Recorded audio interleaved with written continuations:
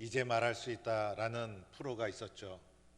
당시에는 말하기 어렵지만은 시간이 지난 후에는 그 사건 속에 있는 숨겨진 이야기들을 뒤늦게 말할 수 있다는 것입니다.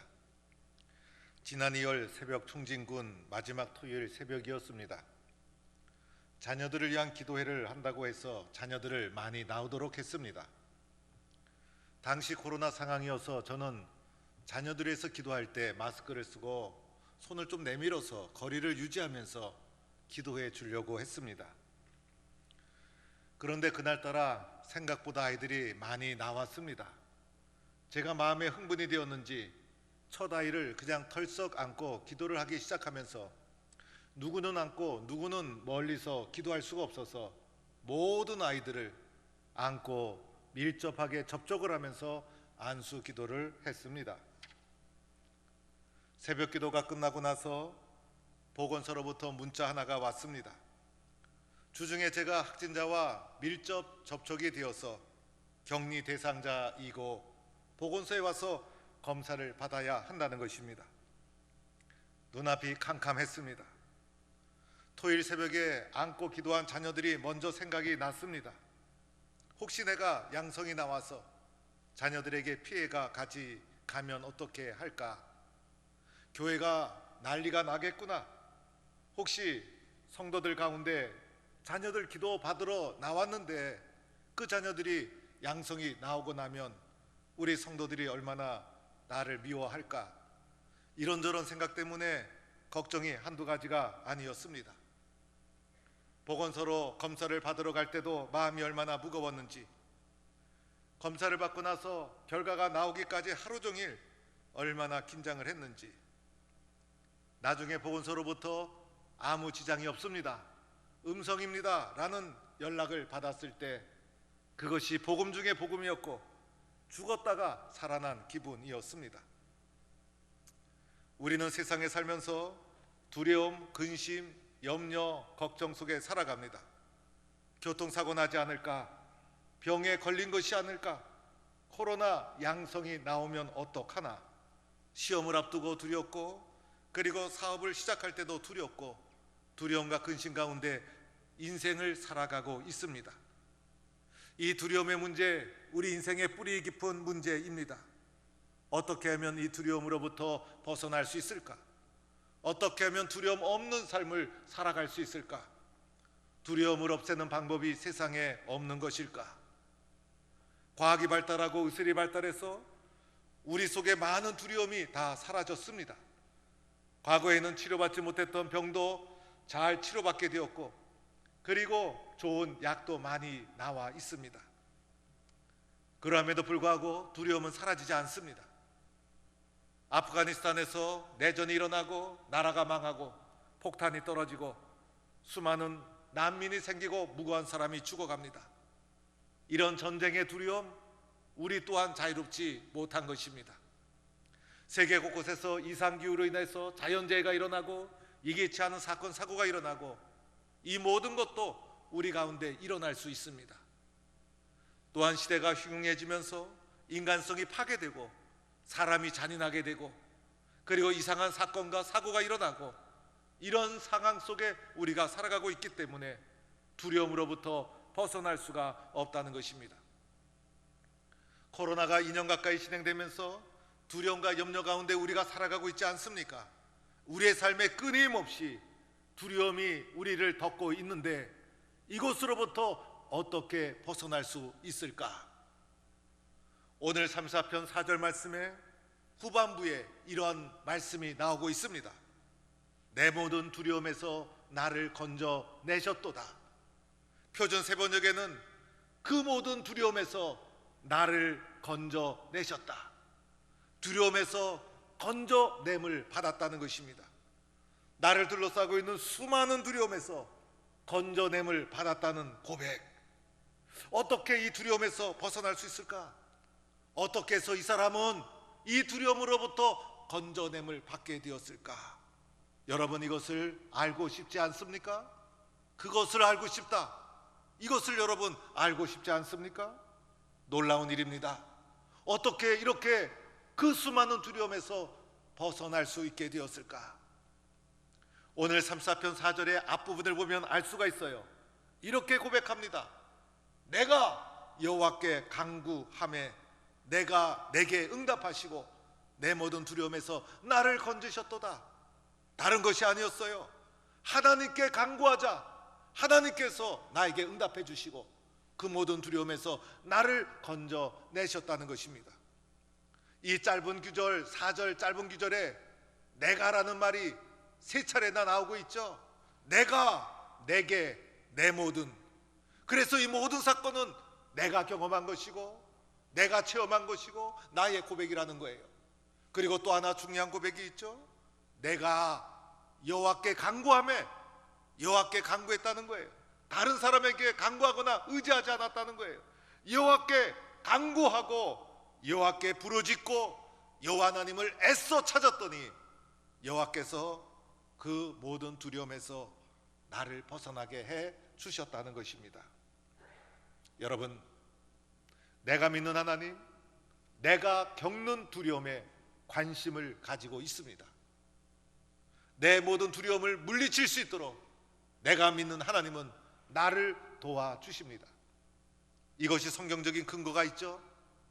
여호수아가 모세로부터 이제 지도권을 이양받고 얼마나 두려웠어요. 모세의 위대한 지도력에 비하면 여호수아는 작고 연약한 자였어요. 어떻게 이 민족을 이끌어갈까? 여호수아 마음속에는 두려움을 하나님은 아셨어요. 그래서 하나님이 여호수아에게 이렇게 말합니다. 강하고 담대하라. 너는 내가 그들의 조상에게 맹세하여 그들에게 주리라 한 땅을 이 백성에게 차지하게 하리라. 여호수아에게 용기를 주시고 두려움을 물리칠 수 있도록 우리 주님 말씀해 주셨어요. 여호수아가 요단강을 건너 약속의 땅으로 진격할 때 견고한 여리고성이 앞을 가로막고 있었어요. 여리고성을 향하여 나아갈 때도 하나님께서 이렇게 말씀해 주셨어요. 두려워하지 말라. 놀라지 말라. 군사를 다 거느리고 올라가라.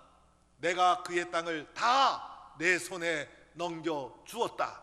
하나님의 말씀이었어요. 기드온이 300용사를 이끌고 미드안의 13만 대군과 대결하게 되었어요. 아무리 기드온이지만은 마음이 왜 두렵지 않았겠어요? 그때 하나님이 기드온에게 이렇게 말씀해 주셨어요. 일어나 진영으로 내려가라. 내가 그것을 내 손에 넘겨 주었다. 우리의 두려움을 아시고 두려움에 깊이 개입하시고 두려움을 물리치도록 도와주시는 하나님. 모세에게도 이렇게 말씀해 주셨죠. 뒤에는 애굽의 군대가 추격해 오고 앞에는 홍해가 가로막고 있었어요. 진퇴양난의 절대절명의 순간에 하나님께서 모세에게 이렇게 말씀해 주셨어요. 너희는 두려워하지 말고 가만히 서서 여호와께서 오늘 너희를 위하여 행하시는 구원을 보라. 얼마나 은혜스러운 놀라운 말씀입니까? 하나님이 우리 편이 되어서 내 두려움에 관심을 가지시고 물리쳐 주시는 분이 내가 믿는 하나님이신 줄로 믿습니다. 우리는 이것을 믿어야 합니다. 그래서 하나님을 의지하고 하나님께 간구하는 것입니다. 오늘 시편 34편 배경이 있는 말씀이죠.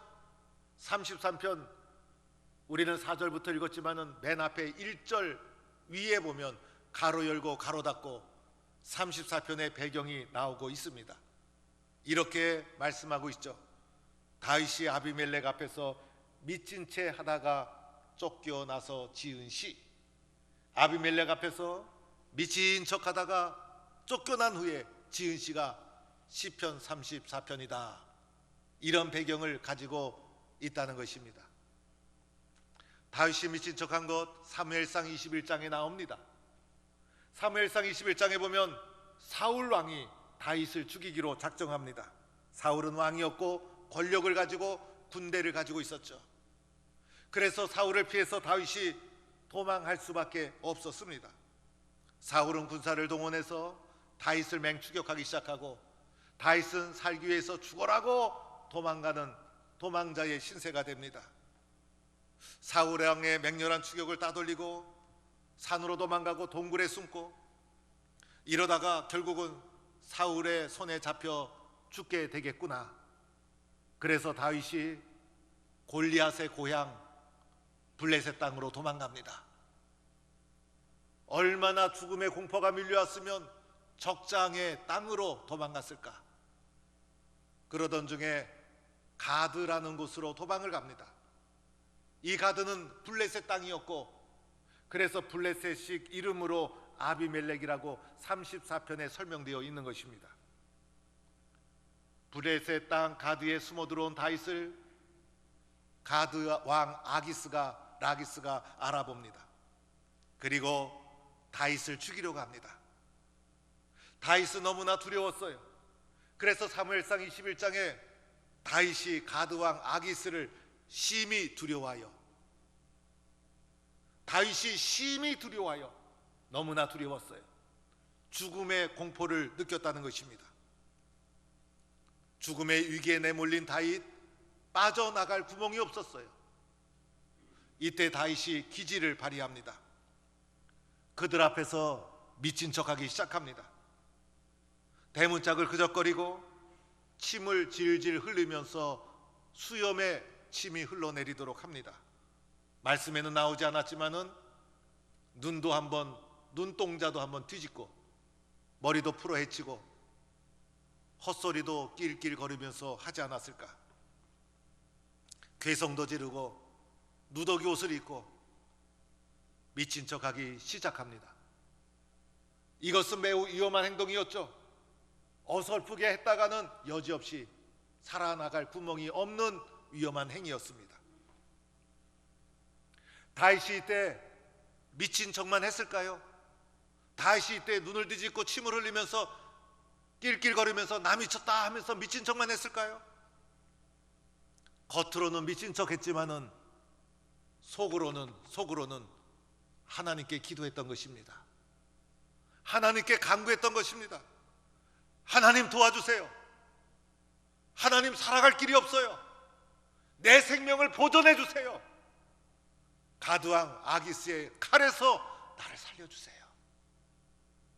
하나님, 저 살고 싶어요. 그래서 절실하게 하나님을 의지했던 거예요. 겉으로는 미친 척했지만은 속으로는 생명을 걸고 하나님 의지한 거예요. 그 말씀이 34절 4편 구구절절 표현되어 있는 것이에요. 그래서 5절에도 주를 앙망하고 겉으로는 미친 척했지만 속으로는 주님을 바라보고 간절히 붙잡았다는 거예요. 6절에도 이 공고한 자가 부르짖음에, 다윗이 공고했어요. 너무나 힘들고 의지할 것이 없어서 미친 척하면서 그 가운데 하나님께 부르짖은 거예요. 속으로 하나님 도와주세요 부르짖은 거예요. 7절에도 보면 주를 경외하는 자, 하나님을 두렵고 떨림으로 경외하고 하나님께 자신의 모든 것을 맡긴 거예요. 8절에도 보면 여호와의 선하심을 맛보아 알지어다.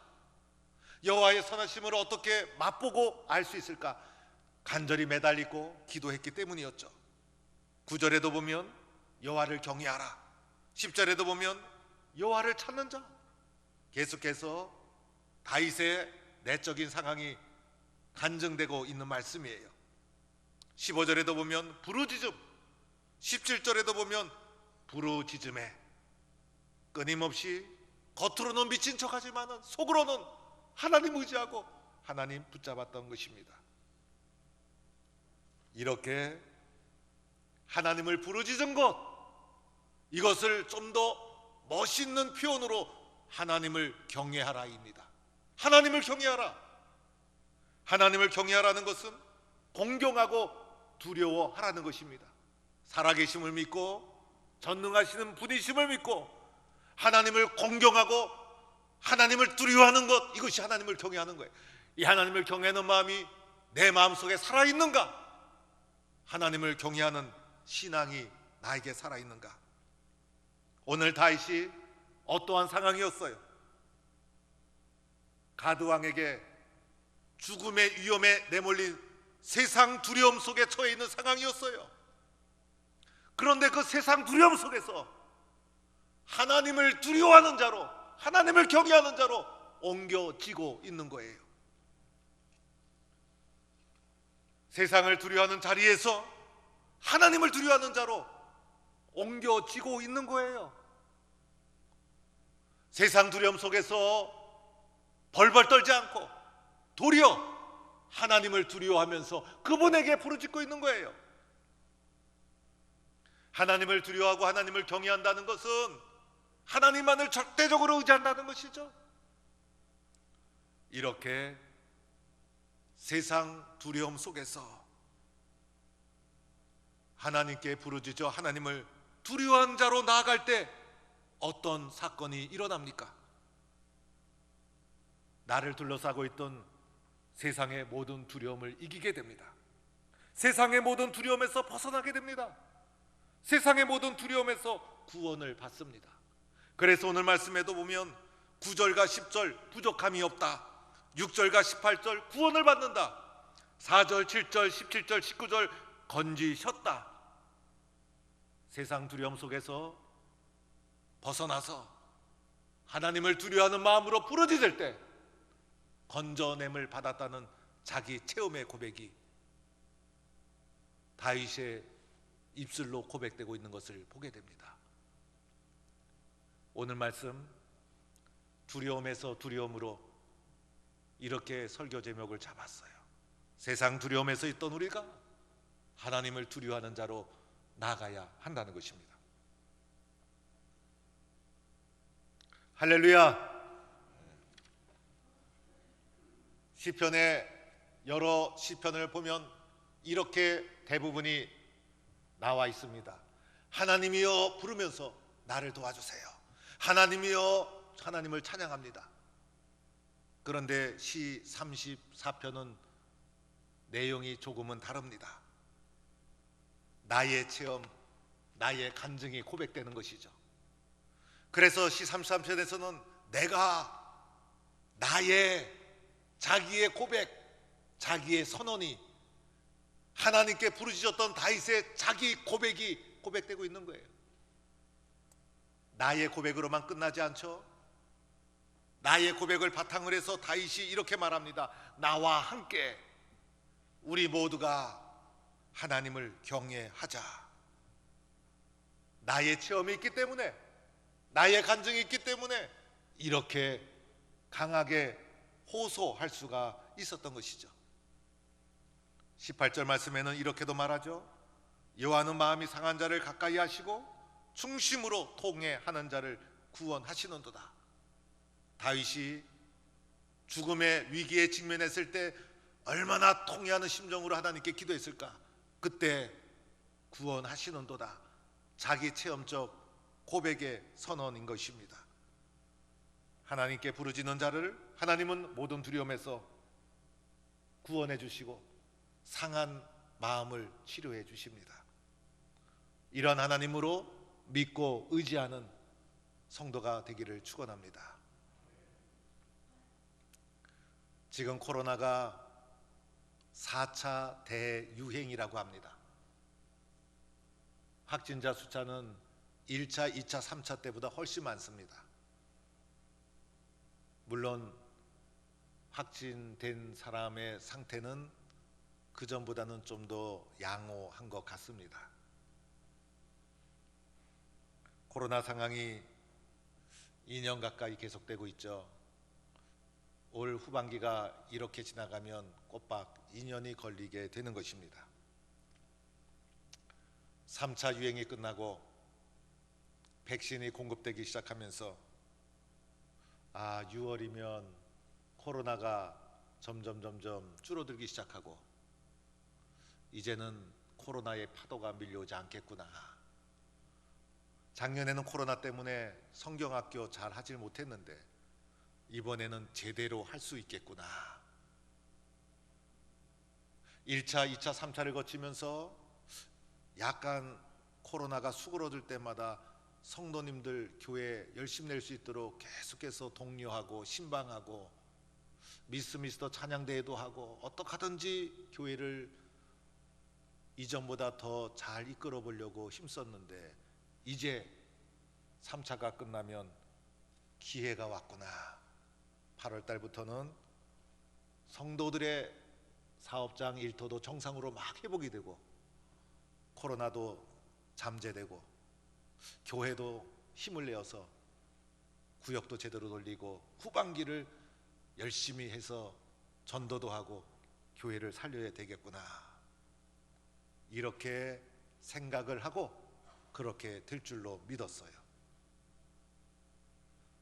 그런데 갑자기 4차 대유행이 밀려왔습니다. 3단계에서 2단계, 2단계에서 1단계로 내려갈 줄 알았는데 다시 2단계에서 3단계로 올라가고 수도권은 4단계가 되었습니다. 제 마음이 많이 흔들렸습니다. 언제까지 이렇게 살아가야 될까? 제 마음이 흔들리면서 마음이 약해지고 힘들었습니다. 이때 하나님께서 저에게 주신 말씀, 하나님께 엎드려 기도하자. 다른 거 없다. 미스터 찬양대회 등등 행사라든지 이벤트라든지 그런 거 다 프로그램 내려놓자. 신앙의 원초적인 자리, 기도의 무릎을 꿇자. 기도하지 않으면 죽고 기도하면 산다. 마지막 하나님이 주신 기회다. 이런 음성이 마음속에 들려왔어요. 그래서 주보에 그냥 새벽 기도에 대해서 광고를 하고 일주일에 한 번 이상이라도 나와 주십시오. 함께 기도합시다.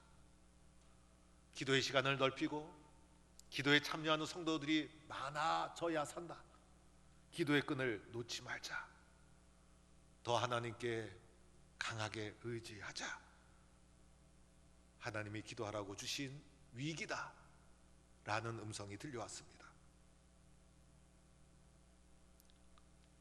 내가 살기 위해서 기도하지 않으면 쓰러질 것 같아서, 우리 성도들이 위기의 때에 얼마나 힘들까? 성도들을 영적으로 방치하면 직무유기. 성도들을 기도하도록 이끌어가지 않으면 안 된다. 그래서 새벽 기도를 호소하게 되었습니다. 여러분, 기도할 때입니다. 함께 동참해 주셔야 합니다.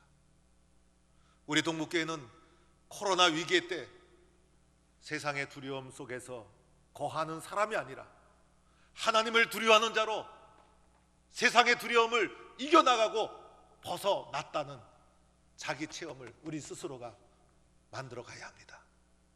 그렇지 않습니까, 여러분? 위기의 때 주저앉고 기도 안 하면 우리가 가진 믿음이 뭡니까? 우리는 무엇 때문에 예수를 믿었습니까? 왜 예수를 믿고 살아갑니까? 기도하라는 겁니다. 지금 기도하라는 거예요. 예배당에 나오지 못하면 영상으로도 참여하세요. 그래서 함께 기도해 가는 거예요. 한마음한 뜻으로 우리가 기도하면 하나님께서 우리 교회와 성도들을 도와주실 줄로 믿습니다. 우리는 세상의 두려움 속에 살아갑니다. 그러나 이제는 세상의 두려움에서 하나님을 두려워하는 자로 옮겨진 삶을 살아갈 수 있기를 바랍니다. 그리하면 세상의 모든 두려움으로부터 구원함을 받고 벗어나게 되고 회복을 누리는 성도가 될 줄로 믿습니다. 하나님을 경외하고 하나님을 두려워하는 믿음의 삶을 가지고 세상의 두려움을 이겨나가는 동부의 성도가 되기를 주의 이름으로 간절히 축원합니다.